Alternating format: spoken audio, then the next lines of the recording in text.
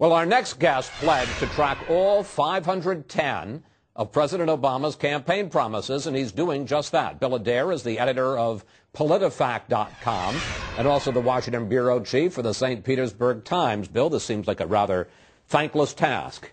Well, it does. We decided that this would be a great way to do a report card on the Obama presidency. We just added one. We're up to 511 promises in our database. All right. Well, let's go to the four that we want to talk about today. First of all, his promise to extend the Bush tax cuts for people in lower income levels. That one, where we have rated as in the works, that was included in the president's budget outline that came out about a week ago. And that's the case with most of our promises. About 470 some of our promises are rated, or not, excuse me, not 470, about 38 now we have rated in the works.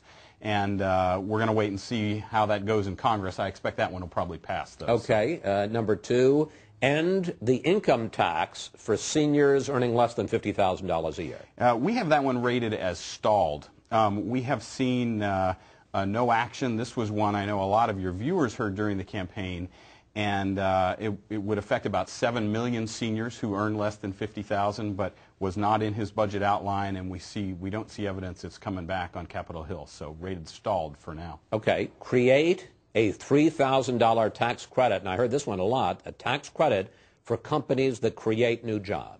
Yeah, this one was part of his stimulus plan during the campaign, particularly during October, and was not, though, in his stimulus once it came to Congress because of a lot of opposition, particularly from Democrats who thought there might be some abuse by companies. So that they'd fire somebody and then bring them back and try and get a tax credit. Exactly. And so it was not included in the stimulus bill. So what do you call that one? That's a promise broken. So we've got two of those so far. And create a foreclosure prevention fund. I guess that one's been kept, yeah? That one has been kept, and it gives you an idea of the scale of the problem. When he promised this a year ago, he was talking about a $10 billion program. What he outlined a few weeks ago was $75 billion, plus another $200 billion in guarantees for Fannie and Freddie. So for now, that one is a promise kept. Overall, how would you say the president is doing in terms of keeping his promises so far? Well, he has accomplished the ones that he can do without Congress. So far, he has 17 promises kept, only 2 broken. We've rated 7 as compromises.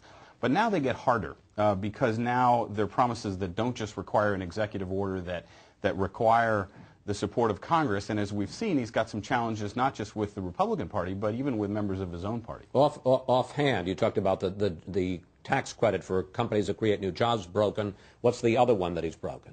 The other one has to do with his promise of sunlight before signing. This was a guarantee that he would post bills on the White House website for 5 days for comments before he signed them. And for his first 3 bills, he didn't do that. So that's also a promise broken. Yeah, I was going to ask you, because there was an awful lot of talk of transparency, and there have been an awful lot of complaints, especially by the press corps, that he hasn't been nearly as transparent as he said he would be. It's been, I think, quite a challenge for the campaign to make the shift into governing here. And transparency is one where the machinery of government just cannot turn very quickly, and they have not kept some of those promises. We've got some of them still in the works, some of his transparency promises. I think we came up with 33 that involve transparency in one way or another. So he has a ways to go on that one, on that category.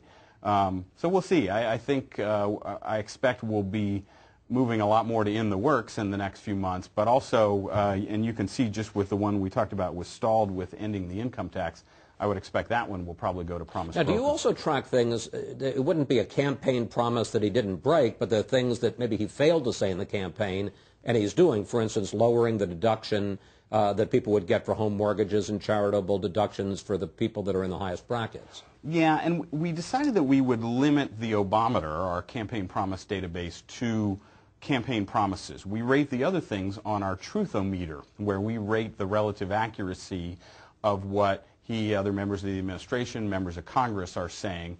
We also have a Flipometer. We have a meter for everything at PolitiFact, where we can rate flip-flops. So through these 3 different things, we, I think, provide a good picture, not just of how the administration's doing, but how Congress is doing. what does the Obama administration, what does the White House, what does Rahm Emanuel think of what you're doing? Well, I think they adhere to his commitment to be held accountable. And so they cooperate with us, and they tell us why they think he has kept these promises. I think they're still trying to figure out what to make of it, though, because we did one the other day. He promised to phase out incandescent light bulbs, and we have rated that one now no action because we haven't seen any action on that one.